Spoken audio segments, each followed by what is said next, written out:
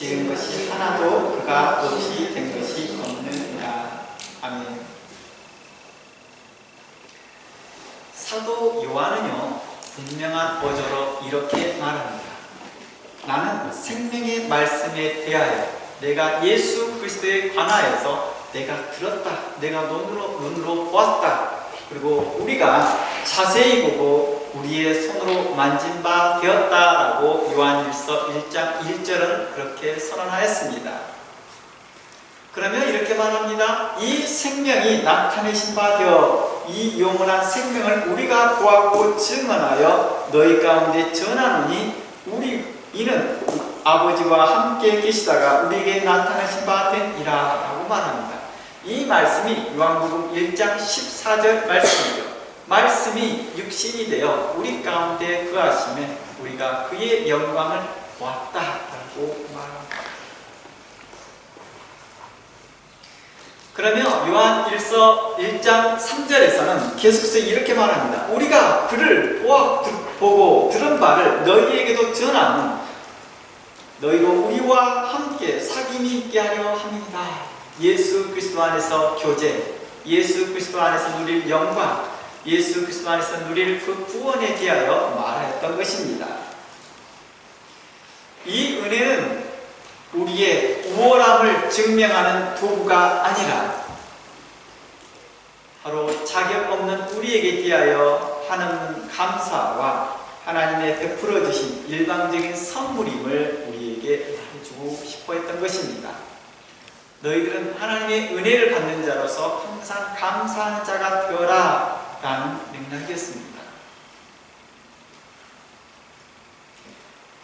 에베소 2장은 증거합니다. 8절입니다. 너희는 그 은혜를 인하여 믿음으로 말미암아 구원을 받았으니 이것은 너희에게 난 것이 아니요 하나님의 선물이라. 그러면서 19절에 그러므로 이제부터는 너희는 외인도 아니요 나그네도 아니요 오직 성도들과 동일한 시민이요 하나님의 권속이다 라고 증거합니다. 하나님의 시민, 하나님의 나라의 백성, 자녀가 되었다라고 증거하고 있습니다. 구약의 의인들이 우리보다 부족해서 보지 못한 것이 아니라 다만 하나님의 주권의 때까지 감추어둔 예수 그리스도였던 것입니다. 신약시대 이후 우리는 창세부터 감추인 비밀인 그리스도를 알게 되었습니다.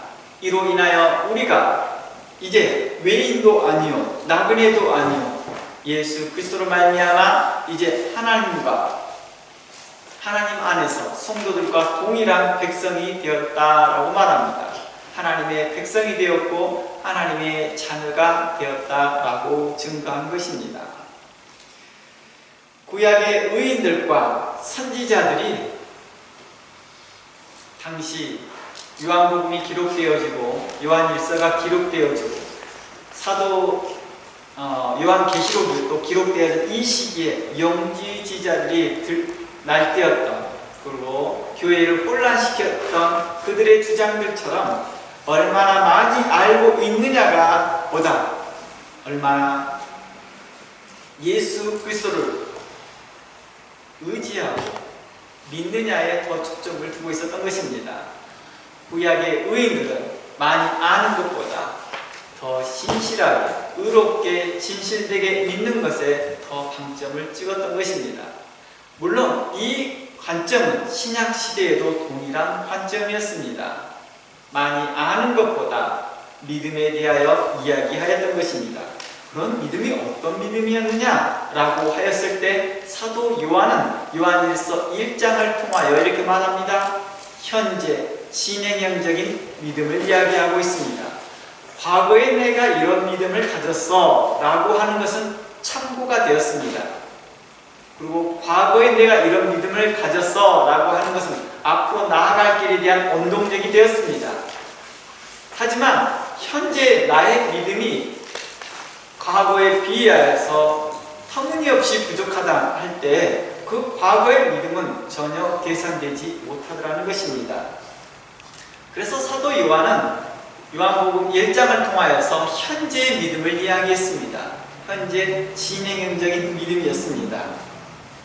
이것은 제가 요한복음 강의 시작하면서 1강, 2강을 통하여서 이미 설명한 내용이었습니다. 얼마나 많이 알고 있느냐보다 더 중요한 것은 바랄 수 없는 중에도 하나님의 구원을 바라고 그 은총을 구하고 하나님의 인도하심을 따라 살아가는 그 삶이었습니다. 우리는 이것을 본받는 것입니다. 구약의 선지들도 의인들도 이러한 삶을 살았고 신약의 의인들도 신약의 사도들도 신약의 의인들도 다 이와 같은 삶을 살았습니다. 우리는 그들의 본을 본받는 것입니다.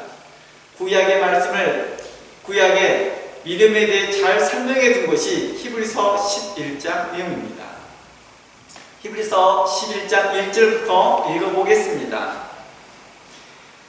히브리서 11장 1절은 믿음에 대하여 아주 강력하게 그리고 짧게 그리고 명확한 어조로 설명합니다. 1절 제가 읽어드리겠습니다. 믿음은 바라는 것들의 실상이요 보지 않는 것들의 증거니 선지자들이 이로써 증거를 얻었다라고 말하는 것입니다. 믿음은 바라는 것들의 실상이라고 말합니다. 믿음은 어떠한 관념이 아니라 철학이 아니라 실제적인 것이라고 말합니다. 현재 함께 호흡하는 것입니다. 선지자들이 이로써 증거를 얻었다. 믿음으로 모든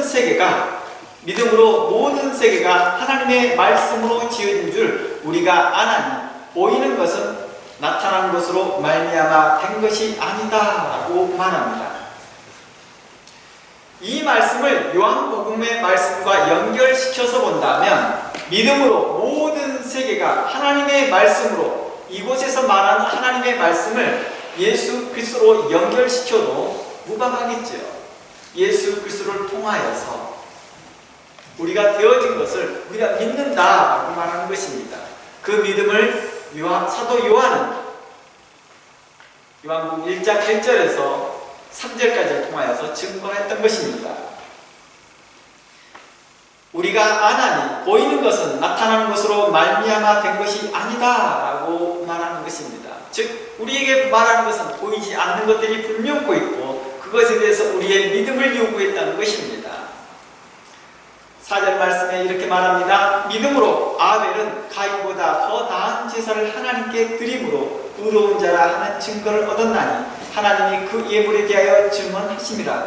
그가 죽었으나 그 믿음으로써 지금도 말하였다라고 말합니다. 아벨이 드렸던 것과 가인이 드렸던 것은 분명코 둘 다 오늘날의 구약의 기준으로 본다면 둘 다 흠없는 제사처럼 보였습니다. 그러나 하나님은 아벨의 제사만 받았던 흡양하였던 이유는 바로 믿음으로 그가 드렸다라고 말합니다. 하나님께서 우리에게 보이지 아니하시나 그분이 우리의 기도를 들으시고 우리의 찬양을 들으시고 우리의 예배를 들으시고 우리와 함께 하신다는 것을 믿음을 확신했다는 것입니다. 하나의 의식이고 하나의 관례가 아니라 그는 아벨은 예배를 드릴 때마다 하나님이 우리와 함께함을 믿었다는 것입니다. 바로 이러한 부분들을 성경은 차이점을 두고 있습니다. 어떤 주술적인 모습이 아니라는 것입니다. 제사의 어떤 행위가 주술적인 모습이 아니라는 것을 이야기하고 있는 것입니다. 바로 하나님과 함께 호흡하는 것을 이야기하고 있던 것입니다. 그러면 6절 말씀에 이렇게 말합니다. 믿음이 없이는 하나님을 기쁘시게 할 수 없다라고 말합니다. 모든 것을 믿음으로 시작합니다. 하나님께 나아가는 자는 반드시 그가 계신 것과 또한 그가 자기를 찾는 자들에게 상 주시는 이심을 믿어야 할 것입니다 라고 말합니다. 믿음은 우리에게 어떤 걸 요구하느냐? 하나님이 계심을 이야기하고 있습니다. 믿음은 현재 우리와 함께 하신 하나님을 믿는 것입니다. 어떤 주술적인 모습으로 계시는 것이 아니라 하나님이 현재 우리와 함께 하신 그 하나님을 믿는 것입니다. 7절 말씀에 믿음으로 노아는 아직 보이지 않는 일에 경고하심을 받아 경외함으로 방주를 준비하였다고 말합니다.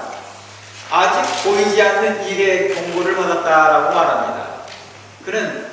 그가 살아가는 동안 단 한 번도 그러한 큰 홍수를 만나본 적이 없었습니다. 그러나 그가 큰 홍수를 만날 것을 말하였고 그 배의 규모는 어마어마하여서 100년 동안 그 배를 지었습니다. 100년 동안 지었는 동안에 그의 믿음은 사라지지 않았습니다. 포기하지 않았습니다. 실망하지 않았습니다. 좌절하지 않았습니다. 사람의 비난과 조롱과 사람들의 소문에 그는 휩쓸리지 않았다는 것입니다. 우리의 믿음과 비교해 보면 어떻습니까? 보이지 않는 일에 경고를 받고 그것에 대하여 우리는 우리의 자신들에게 우리 자신을 설득하기 시작합니다. 그리고 우리는 그 설득에 쉽게 당하지요. 자신과 타협하고 쉽게 좌절하고 쉽게 포기하였으나 노아는 그렇지 않았다는 것입니다. 정확하게 성경에 기록되지 않았지만 아마도 몇몇 사람들은 노아의 경고를 받고 어떤 사람은 배를 만들었던 사람도 있었겠지요. 그러나 그들은 시간이 흐르면서 포기합니다. 만들기 너무 어렵다. 이런 과정을 왜 지켜야 되지? 자원도 많이 들고 경비도 많이 들고 인력도 많이 들고 더군다나 가장 큰 문제는 시간이다. 시간이 너무너무 지루한 거예요. 그 100년 동안의 시간에 그는 좌절하지 않고 포기하지 않았던 믿음, 그 믿음을 성경은 말합니다. 어떻게 해서 그게 가능했을까요? 노아는요, 그는 하나님과 함께 호흡하는 믿음이었기 때문입니다. 8절 말씀에 믿음으로 아브라함은 부르심을 받을 때 순종하여 장래의 유업으로 받을 땅에 나아갈새 갈 바를 알지 못하고 나아갔다고 합니다. 많이 알아서 그가 나아간 것이 아니었습니다. 알지 못하였지만 그는 믿음으로 나아갔습니다. 노아는 많이 알고 많이 보았고 많이 경험하였기에 노아는 방주를 만들었던 것은 아니었습니다. 그는 많은 것이 감추어져 있고 비밀이 감추어져 있고 한 번도 경험하지 못했다 하지만 하나님과 호흡하며 하나님을 신뢰했던 것입니다. 바로 하나님을 신뢰할 때에 하나님과 함께 호흡할 때 우리의 믿음이 굳건해질 수 있는 것입니다. 우리가 사도 요한을 신뢰할 때에 사도 요한이 증거하는 말씀이 우리에게 힘이 생기는 거예요. 사도 요한에 대한 불신은 사도 요한이 기록했던 그 말씀에 대하여서 우리는 불확실성을 갖게 되고 우리는 그 말씀에 대하여서 믿음이 떠날 수밖에 없겠죠. 우리가 하나님의 말씀을 굳게 믿는 것은 1차적으로 사도 요한에 대한 신뢰감 때문입니다. 그래서 신학교에서는 신학생들에게 가르치는 부분들에 있어서 사도가 누구냐, 사도들이 누군지에 대해서 자세히 설명합니다. 왜 그래요? 그의 흔들림 없는 배경 안에서 말씀이 선포되기를 바랬기 때문이죠. 그러나 사도 요한에 대한 불신이 있고 사도 요한이 불명확한데 어떻게 그 메시지를 전할 수 있겠냐고요. 이처럼 우리에게 믿음을 증거하였던 사람들, 이분들은 통하여서 우리는 또 하나님을 신뢰하기 시작합니다. 그분은 실제로 하나님과 함께 하신 분이다. 우리가 종종 간증을 듣잖아요. 그 간증을 들을 때 우리는 그분에 대하여 신뢰감부터 시작했습니다. 간증을 들으면서 그분에 대한 점점 신뢰감을 쌓아지기 시작합니다. 그리고 그분이 결정적인 어떤 말들을 할 때 맞아, 나도 이렇게 살아야겠다라고 하는 결단을 내립니다. 이처럼 우리의 삶은 그렇습니다. 신뢰부터 시작하는 것이죠. 하나님에 대한 신뢰, 하나님이 우리와 함께했다는 그 증거를 바로 노아와 아브라함을 통하여서 보는 것입니다. 그리고 사도 요한을 통하여 보는 것입니다. 그분들과 늘 하나님이 함께 하셨구나. 그들이 이렇게까지 100년 동안의 기간 동안에 그들이 포기하지 않았던 이유들은 하나님이 그들과 함께 하였던 거구나 라는 것을 믿기 때문입니다. 아브라함은 나아갈 바를 알지 못하였지만 나아갑니다. 영지주의자들은 그들은 많이 알고 있고 많이 알고 있다고 생각하고 그 갈 바를 가지 않습니다. 행하지 않습니다. 그리고 그들은 진리 가운데 있다나 진리를 행하지 않습니다. 이게 바로 요한일서 1장의 내용이었던 것입니다. 요한일서 1서의 강의였던 것이죠. 요한일서의 내용은 바로 이러한 영지주의자들, 자신들은 빛 가운데 있고 자기 진리 가운데 있고 자신은 생명 가운데 있다나 그들은 진리 가운데 행하지 아니하며 빛 가운데 행하지 않으며 생명 안에서 행하지 않다는 것입니다. 이것을 사도 요한은 지적합니다. 너희들의 신앙이 바로 이런 영지주의적인 그 신앙을 가지고 있다. 그러니 너희 믿음이 살아 움직였으면 좋겠다. 하나님과 함께 호흡하였으면 좋겠다라고 말하는 것입니다.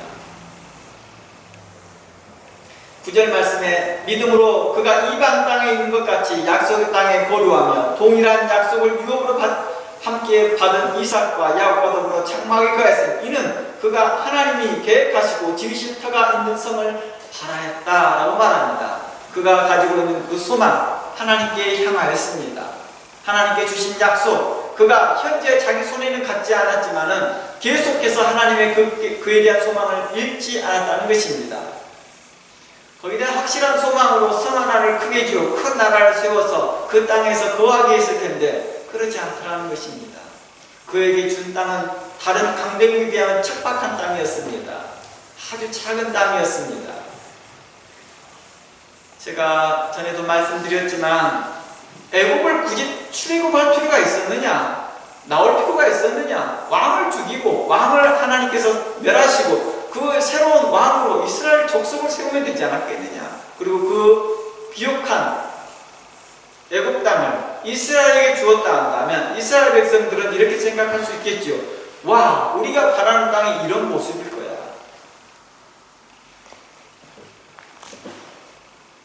그러나 아브라함과 그 이스라엘 백성들에게 주어진 땅은 사람들의 보기에 굉장히 나약하였고 보잘것없었고 형편없었고 많은 강대국이 그곳을 지나가는 통로였던 것이죠. 길목이죠, 길목.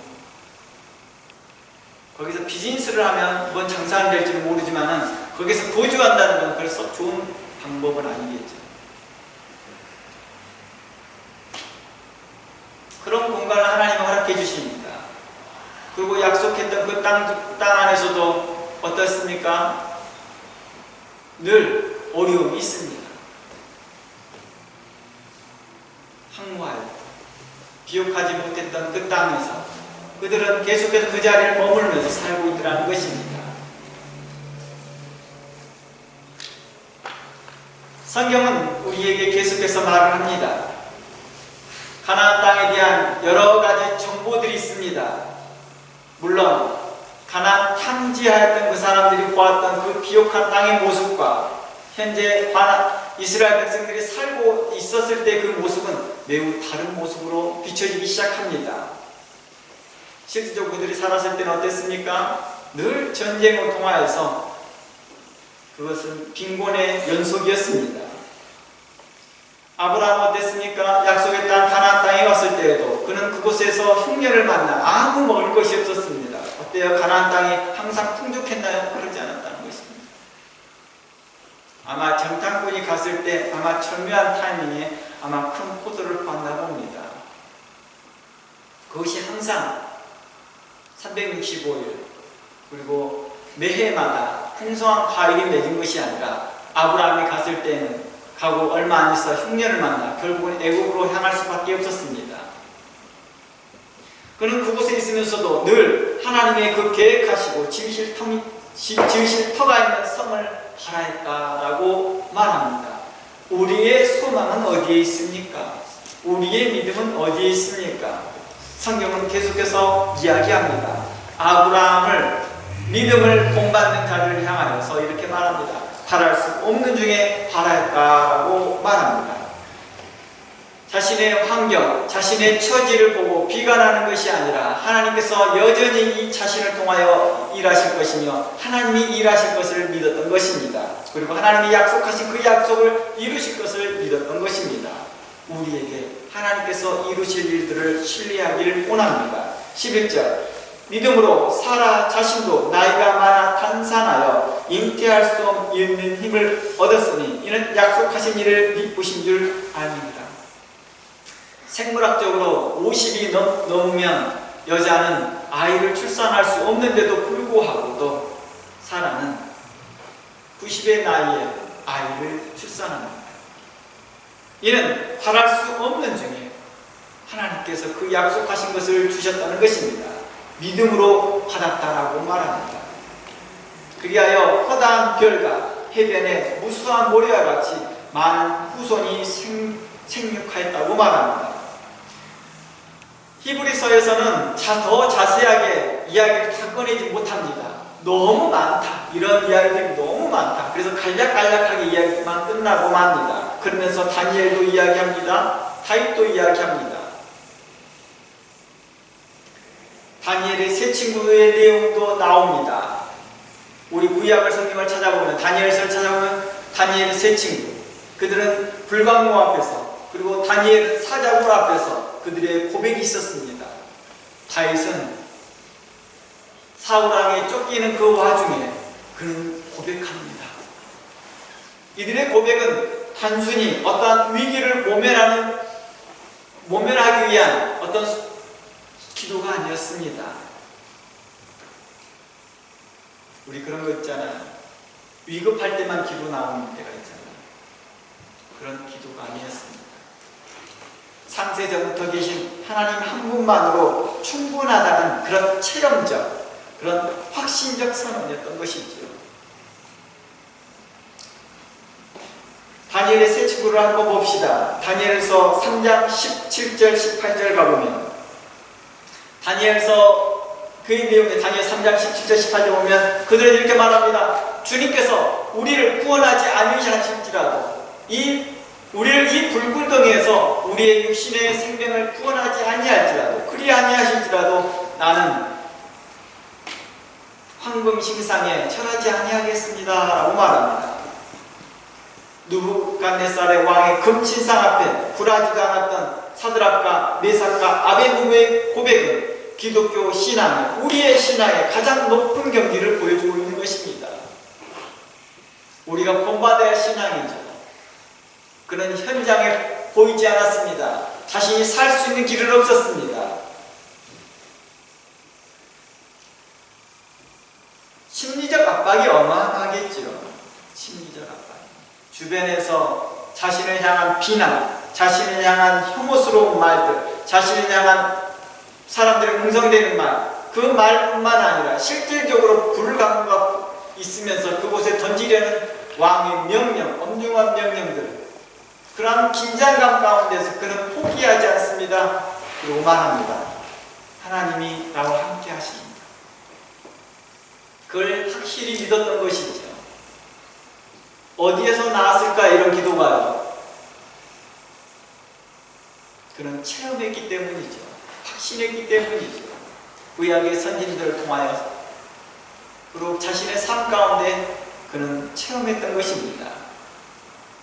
우리가 섬기는 하나님이 계시다면 우리를 맹렬히 타는 풀 가운데서 능히 건져내시겠고 그러지 아니할지라도 왕이여 우리가 왕의 신들을 섬기지 아니하고 라고 말합니다. 하나님에 대한 신뢰감이 있었던 것입니다. 이들은 하나님의 불꽃이 하나님이 불꽃 가운데서 건져내실 그 능력이 있었음을 믿었던 것입니다. 그러나 설령 죽음이 임한다 할지라도 하나님이 자신의 목자라는 사실을 변함없이 고백했던 것입니다. 여호와 하나님은 나의 목자십니다.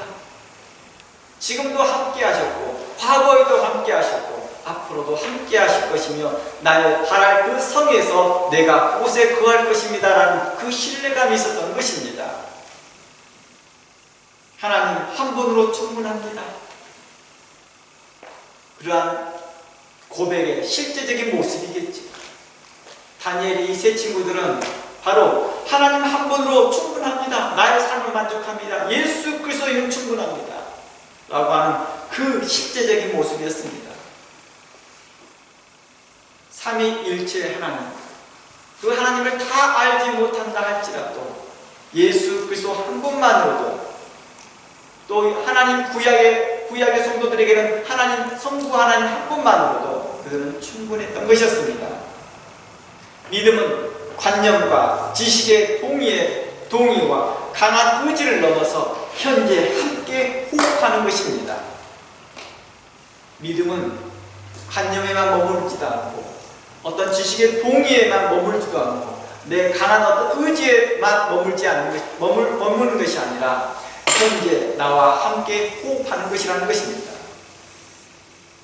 성경은 풀물불 속에서 신의 아들과 같은 네 번째 존재가 있었다라고 다니엘서 3장 25절을 기록합니다. 왕이 바라보매 그곳에 신의 아들과 같은 네 번째 존재가 있었다라고 말합니다. 불멸코 세 사람을 던졌는데 어떻게 그곳에 또 신의 존재가 한 명이 더 있지라고 했습니다. 이는 성경을 해석하는 관점에서, 구속사적인 관점에서 바라본다 한다면 이는 우리가 설명하는 성자 하나님 함께 하셨음을 이야기하고 있는 것입니다. 요한복음 관점에서 본다면, 요한복음 1장 1절에서 3절 말씀의 관점에서 본다면 그 로고스가 고난받는 그 하나님의 백성에 함께하고 계시며 그 옆에 계시면서 우리의 고통에 함께하고 계시며 그들을 보호하고 계시다는 것입니다. 어떤 상징적인 의미죠. 다니엘의 세 친구들은 그가 어떤 분인지를 알지 못하였다 할지라도 그들을 네 번째 하나님의 사랑과 있으면서 그들은 안전함을 누리고 있더라는 것입니다. 그걸 통하여서 그들이 하나님과 함께 하시는구나, 하나님이 우리와 함께 하시는구나라는 것을 알게 했다는 것입니다. 다니엘은 어땠습니까? 다니엘서 6장 10절 말씀에 보면 그는 이렇게 말합니다. 다니엘서 6장 10절 말씀에 전과 같이 감사하였다라고 기록합니다. 다니엘이 사자굴에 던졌을 것을 알고도 본인 반응은 투쟁이 아니었습니다. 내가 지금까지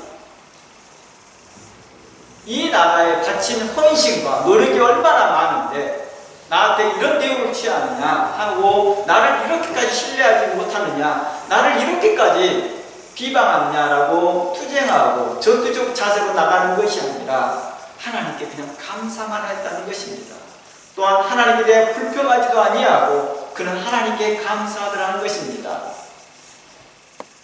다니엘이 이 조세 왕의 도장이 찍힌 것을 알고도 전에 행하던 대로 3번씩 무릎을 꿇고 기도하며 그의 하나님께 감사하였더라 라고 기록합니다. 죽음을 넘어서는 감사였던 것이죠. 사자굴이라는 극단적인 상황에서도 다니엘이 감사할 수 있었던 이유는 그의 생명이 왕의 손이 아닌 하나님의 손에 달려있음을 알았기 때문입니다. 그 하나님이 창조자요 전능자요 만물을 세우신 일을 알았기 때문입니다. 그는 경험하였고 체험하였고 그는 확신하였던 것입니다. 다윗의 시편 23편 고백처럼 사망의 음침한 골짜기를 지날지라도 주와 함께 하심을 믿었던 것입니다. 다니엘과 그의 세 친구들은 이 다윗의 고백처럼 그들도 하나님이 함께함을 믿었던 것입니다.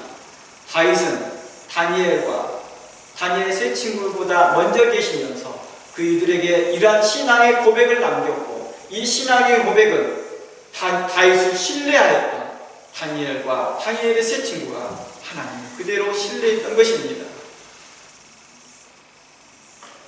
용광로와 사자굴은 그들에게 두려움의 장소가 아닌 하나님의 영광이 드러나는 예배의 초소가 되었던 것입니다. 그것이 곧 하나님의 나라가 완성되어지는 모습이었고 하나님의 나라가 임하는 모습이었던 것입니다. 하나님의 나라는 하나님의 통치하심을 이야기하고 있었던 것입니다. 하나님의 통치하시고 하나님의 관장하시고 하나님의 간섭하시는 그곳은 항상 안전함을 믿었던 것입니다. 그 하나님이 있는 그곳에 나가 있고 내 있는 곳에 하나님이 나와 함께 하심을 믿었던 것입니다. 내 안에 하나님이 계심을 믿는 것입니다. 내 환경을 바라보는 것이 아니라 내 안에 계신 하나님을 바라보는 것입니다. 내 주변을 살펴보는 것이 아니라 내 안에 계신 하나님을 바라보는 것입니다.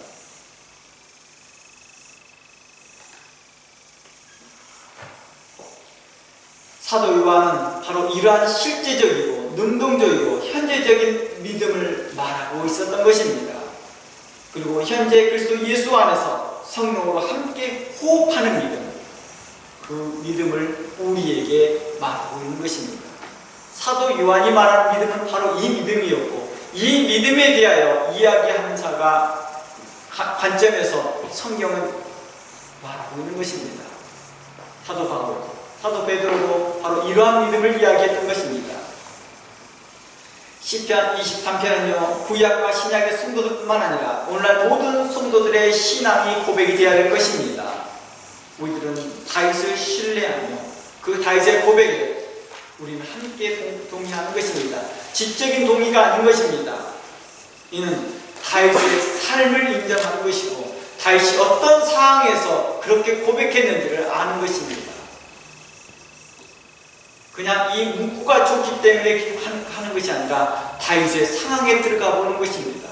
사울왕이 늘 쫓기면서 어려움 당하면서 하나님, 내게 왕 되겠다고 나에게 기름 부은 지가 언젠데 이제도 아직도 지금 쫓기고 다니고 있고 사람들에게 인정받지 못하고 있고 도리어 사람들에게 배신자 낙인을 찍혀서 여기저기 도망다니고 있고 나를 따르는 자들도 이제 여기저기 수군거리고 있고 비난하고 있는데 어느 때까지 그는 참았고 견뎠습니다. 왜 가능했을까요? 그는 하나님이 함께하고 있었기 때문입니다. 그걸 보았기 때문이죠. 자신의 처지를 바라보는 것이 아니라 하나님을 바라봤기 때문입니다. 그래서 그게 가능했던 것이죠. 우리의 믿음은 무엇일까요? 보여지는 것을 보고 우리의 감정은 변합니다. 우리의 믿음도 함께 늘기 시작합니다. 내 감정이 좋으면 내 믿음도 튼튼해지고 내 감정이 안 좋으면 내 믿음은 흔들리기 시작합니다. 내가 가지고 있는 지식이 굳건하면 또한 내 믿음도 굳건해지고 내 지식이 희미해지면 내 믿음도 흐려져 버립니다. 그러나 성경은 이렇게 말합니다. 하나님이 함께한 것을 사도 요한은 내가 보았다, 내가 들었다, 내가 만졌다라고 말합니다. 이보다 더 확실한 게 무엇이냐? 우리 자녀들도 저에 대해서 다 알지 못합니다. 많은 것들을요. 어떤 일이 일어났는지. 심지어 오늘 제가 아침에 병원에 갔다 왔는데 어떤 일로 갔다 왔는지도 잘 모릅니다. 그런데도 뭐합니까? 아버지에 대한 신뢰감, 아버지와 함께하고 있다는 그 신뢰감 때문에 모든 것이 안심하는 것입니다. 아버지가 멀리 떠나버리고 영영이 안 돌아오는 것뿐이 아니라 다시 돌아오는구나. 안정감, 평안함, 그런 걸 갖는 것이죠. 많이 알고 있다 해서 아는 것이 편안함인 게 아니라 모른다 할지라도 그분의 자체에 감사하는 것입니다. 다윗은 바로 이러한 안정감이었던 것입니다. 많은 것을 알았기 때문에 안정감을 가졌던 것이 아니라 바로 하나님과 함께하고 있는 그 체험, 그런 사실들에 대하여서, 경험들에 대하여서 그는 확신했던 것입니다. 여호와는 나의 목자시다. 우리 시편 23편 1절부터 한번 살펴보겠습니다. 시편 23편 1절부터 6절입니다. 시편 23편 1절. 여호와는 나의 목자시니 내게 부족함이 없음이로다. 실질적으로 겉에서 보일 때 늘 부족함이 많은 사람이었으나 그는 부족함이 없다라고 당당하게 고백합니다. 이는 정신적 승리가 아니라 그는 하나님을 보고 있었기 때문입니다. 우리 그렇잖아요. 자녀들도 그렇지만요, 부모님이 계시면요 마음의 여유가 있습니다. 저도 그러더라고요. 저도 어렸을 때 보면 저희 부모님이 계실 때면 저희 부모 가정에 어떤 일을 하는지 몰라요. 자세히 부모님이 어떤 고민을 하고 있고 어떤 것들에 대해서 생각하면 잘 모릅니다. 근데 부모님이 계시다는 그것만 해도 안정감을 갖더라는 있는 것 자체만. 어느 날 저희 어머니께서, 아버지께서 한 달 동안 무슨 일로 인해서 멀리 타지에 가셨거든요. 한 달 동안 있는 동안에 내 마음이 어떨까요?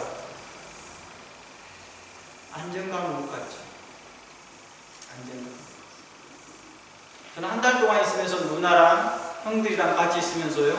또 항상 그 뭔지는 뭐 먹을 거, 마실 거, 학교 가는 거 아무 문제가 없었는데도 늘 공허함이 있었습니다.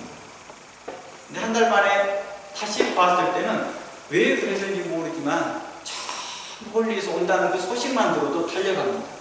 눈밭에서. 그게 뭘까요? 바로 그 안정감을 갖고자 하는 것이죠. 신뢰감. 내가 아버지에 대해서, 엄마에 대해서 마음을 알지 못한다 할지라도 거기에 대한 안정감을 주시는 분이라는 걸 알게 된 거죠. 바로 다윗은 그런 하나님이 자신과 늘 속삭이시며 사귀시며 교제하고 계셨습니다. 요한일서를 통하여서 말하지만 사도 요한은 말합니다. 나는 보았다, 경험했다, 만졌다. 내가 이것을 전하면, 내가 예수 그리스도를 너에게 전하고 창세부터 감추인 비밀을 너에게 전하면 내가 그리스도와 이렇게 사귐이 있고 하나님과 사귐이 있었던 것처럼 너희도 이런 사귐을 갖고자 하는 것이다. 함께 호흡하고 함께 하고 있는 그런 경험을 할 때에는 내 마음에 안심을 가져, 내 마음에 두려움이 사라지더라는 것입니다. 훨씬 더 당당해지고 훨씬 더 자존감이 높아지기 시작하는 것이죠. 그리스도 안에서 나의 자존감이 하나님 한 분으로 인해서 만족하더라는 것입니다. 나의 형편, 나의 처지를 바라보며 내 자존감이 업앤다운을 하는 것이 아니라 하나님이 계심으로 내가 안전해지는 거라는 것입니다. 내가 집안일들을 어떻게 돌아가는지 몰라요. 이게 어떻게 돌아가는지 저렇게 돌아가는지 모르지만 그냥 부모님이 계시다는 것 자체만 해도 내가 안정감을 갖더라고요.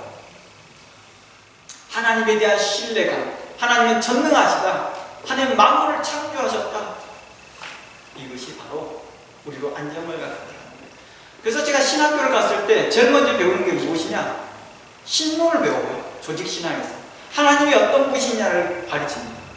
그래야지 신학생들이 이러한 확신 가운데서 성경을 해석하고 그 하나님을 바르게 증거하게 하고자 하는 것이겠죠.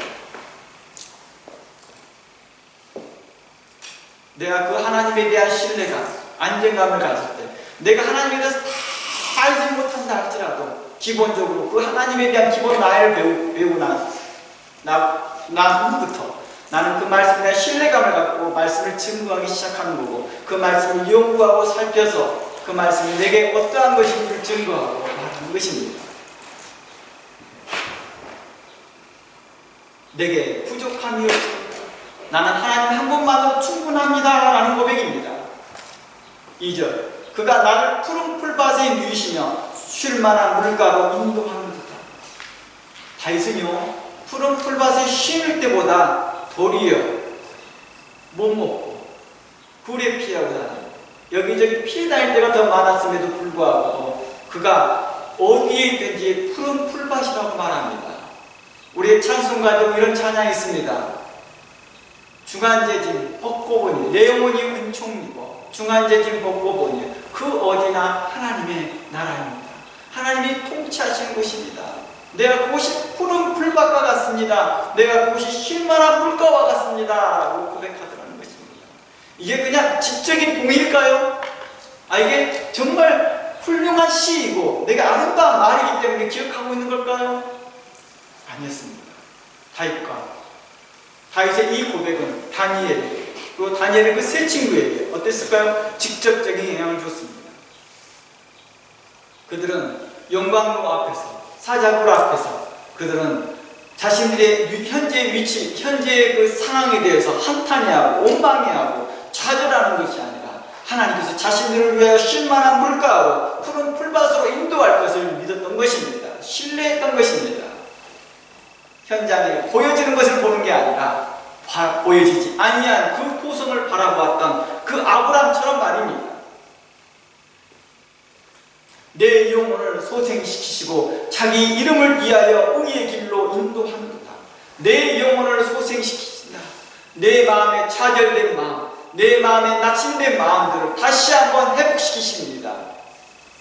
내 앞에 불광로가 있고 사울에게 쫓김을 당하고 있고 그 군사들은 여기저기에서 들쑤시고 다니면서 사냥개를 풀어서 나를 쫓으러 다니고 있으나 내 일로 인해서 내 마음이 심히 낙심되고 공고했으나 그 공부하는 것에서 주님께서 나를 다시 어루만지시며 내가 너와 함께, 내가 한 달 동안에 그 잠시 부모님과 함께 하지 못했던 그 시간에 그 낙심된 그 마음에 다시 새 힘을 주어드신 말입니다.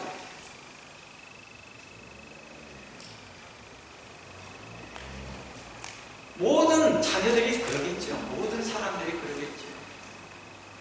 지금도 그래요. 지금도 50이 넘어 있는 저도 가족 중에 누구 한 사람이 안 오면요, 늘 마음이 허전하죠. 이게 하나님께서 우리를 그렇게 만드셨더라고요.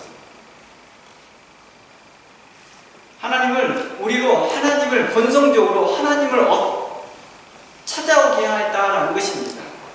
하나님을 알지 못하는 자들도 이러한 것들을 내출하는 이런 현상을 통하여서 뭔가 허전하게 하였고 이것을 찾아오게 하여서 이 일로 통해서 하나님을 찾아오게 하였다라고 말합니다. 4절, 내가 사망의 음침한 골짜기를 다녔지라도 해를 두려워하지 않을 것은 주께서 나와 함께 하심이라. 지금 뭐라고 말합니까? 나와 함께 하심이라를 현재형으로 써놨다는 것입니다. 하실 것이다 라고 말하는 것이 아니라 하십니다. 현재 진행형입니다. 우리의 믿음을 그렇게 말하는 것입니다. 현재 진행되고 있습니다. 이것을 제가 호흡이라는 단어를 썼습니다. 그동안 여러분들이 믿음이 호흡이다라는 말을 처음 들었을 것입니다. 저는 이 말을 이렇게 표현하고 싶었습니다. 저는 요한복음을 강의를 준비하면서 믿음을 가장 적절하게 표현할 말이 무엇일까라고 표현했을 때 호흡이라는 단어가 떠오르더라고요. 그게 가장 적절한 표현 같더라고요.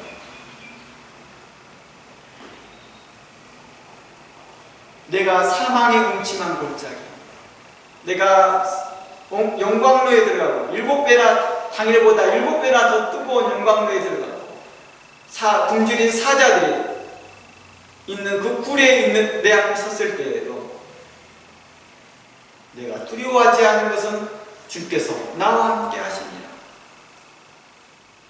주의 지팡이와 막대기가 나를 안위하십니다. 주께서 내 원수의 목전에서 내게 상을 차려주시고 기름을 내 머리에 부으셨으니 내 잔이 넘치나이다. 내 평생에 선하심과 인자하심이 반드시 나를 따르느니 내가 여호와의 집에 영원히 살리라. 그는 아브라함의 고백처럼 현재 자신에게 있는 그 도성이 없다 할지라도, 안전한 도성이 없다 할지라도 하나님께서 예비하신 그 도성을 바라보며 그는 살아왔던 것입니다. 그의 탄 많은 어려움 중에서도 이러한 고백들이 나올 수 있었던 것들은 자신의 어려운 처지를 이야기하는 간증이 아니라 하나님께 대한 감사의 간증이었던 것입니다. 시편 23편의 내용에서 다윗이 자신이 얼마나 공고했고 얼마나 힘들었고 내가 얼마나 고통스러웠냐의 내용이 아니라 하나님이 나와 어떻게 하나님이 함께 하셨는지를 말하고 있었던 것입니다. 그리고 그 결과를 이야기했습니다. 나는 하나님 한 분으로 만족합니다. 나는 어떤 해를 써도 내가 하나님 한 분만으로 만족했습니다. 라고 고백하는 것입니다. 얼마나 많이 알고 있느냐보다 더 중요한 것은 하나님의 구원을 바라고 은총을 구하고 은혜를 믿고 감사하는 것이었습니다. 이게 바로 우리의 신앙이 배워야 할 것들입니다. 오늘날 믿음의 삶은 희미해지고 머리만 커진 현대 기독교인들에게 던지는 엄중한 말씀일 것입니다. 우리의 믿음은 지식의 동의를 넘어서 믿음 있는 삶과 행동으로 나타나야 되는 것입니다. 예수 그리스도는 영주의자들이 주장하는 차가운 지식과 논리가 아니라 우리를 현재도 우리와 함께 하시며 푸른 불밭으로 인도하시는 따뜻한 하나님의 목자의 음성이었습니다. 3세 전부터 계셨고 나를 지으시고 나를 세우시고 나를 위해 육신이 되어져서 이 땅에 오신 그분을 믿고 신뢰하고 따라가는 것입니다. 심지어 사망의 음침한 골짜기라 할지라도 두려움, 그 골짜기가 두려움의 대상이 아니라 주의 지팡이와 막대기를 경험하는 현장이 된다는 것을 신뢰하기.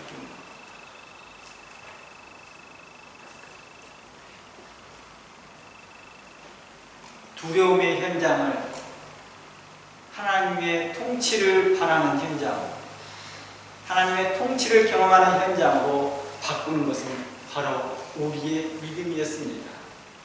하나님이 나와 함께 하신다는 믿음이었습니다. 하나님과 함께 호흡하는 믿음이었습니다. 그리스도 예수 안에서 성령 안에서 함께하는 호흡이었습니다.